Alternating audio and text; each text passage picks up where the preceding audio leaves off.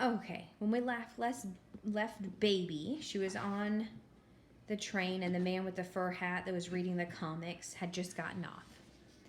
Baby opened her suitcase and took out the inimitable Spigot. She tried to read, but the book was not funny.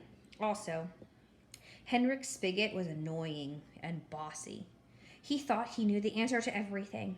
Baby closed the book and looked at the picture of Detective Spigot on the cover.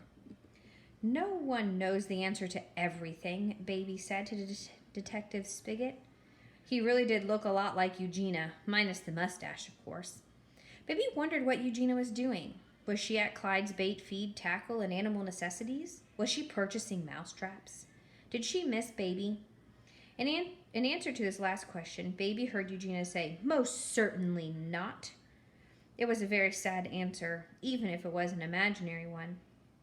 Baby closed her eyes and she fell asleep. When she woke up, a young woman was sitting beside her. The woman had long blonde hair. There was a gigantic bag of jelly beans in her lap.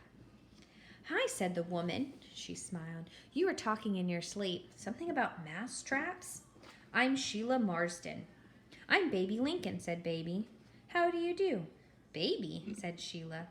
"Baby," said Baby. "Your parents named you Baby?" "No," said Baby. "That is what my sister Eugenia named me, very early on. Eugenia said, 'I don't care what her name is, I'm going to call her Baby. She is the baby, my baby.' And so I became Baby and remained Baby." "Wow," said Sheila. "That's kind of intense. What's your real name?" "Lucille Abigail Eleanor Lincoln," said Baby. It felt strange to say her real name. Sometimes Baby even forgot she had one. "Lucille Abigail Eleanor Lincoln," repeated Sheila. "Cool. I like that name. Do you want a jelly bean, Lucille?" Sheila held out the bag of jelly beans. Baby selected a yellow one. "Eugenia often says that jelly beans are bad for the teeth," said Baby. She put the jelly bean in her mouth. It tasted like sunshine. "Eugenia is not a fan of the jelly bean."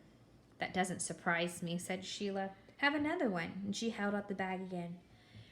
Baby selected a green jelly bean. It tasted like green leaves, things growing, springtime. She closed her eyes and chewed. The jelly bean was wonderful. "So where are you headed, Lucille?" Lucille? Who was Lucille? And then Baby remembered she was Lucille. "I don't know where I'm headed," said Baby. "Well, I do know. I'm going to Folksam. But it is more complicated than that. You see, I'm on a necessary journey." "That's cool," said Sheila. "Necessary journeys are cool. I'm on my way back to college, which is necessary, I guess." She shook the jelly bean bag. "Have another one," she said. Baby selected a white jelly bean. She wondered if it would taste like snow. "You can take more than one at a time, you know," said Sheila. "You can take a whole handful if you want to." Baby leaned in closer to Sheila. She considered the bag. She took a purple jelly bean and a white one with yellow spots and several more green ones. She put them all in her mouth at once and chewed. Baby hadn't realized how hungry she was. She was glad that Sheila Marsden had her jelly bean bag had shown up. Baby leaned back in her seat. The train seemed to be going faster, and from somewhere far away, Baby heard music. It was a song that she knew but couldn't quite place. "Do you hear music?" she said to Sheila. "I hear something," said Sheila. She closed her eyes. She was quiet. "I've got a physics professor who says that the stars sing to each other all the time. Isn't that cool? Maybe the music we're hearing is the stars singing." Did the stars really sing?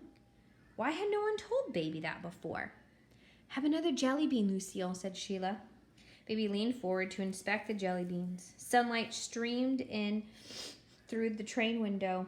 Dust mites danced in the beams of light. Baby could still hear the music playing somewhere very far away. She felt another wave of happiness wash over her. "Take a handful," said Sheila. Baby took a handful.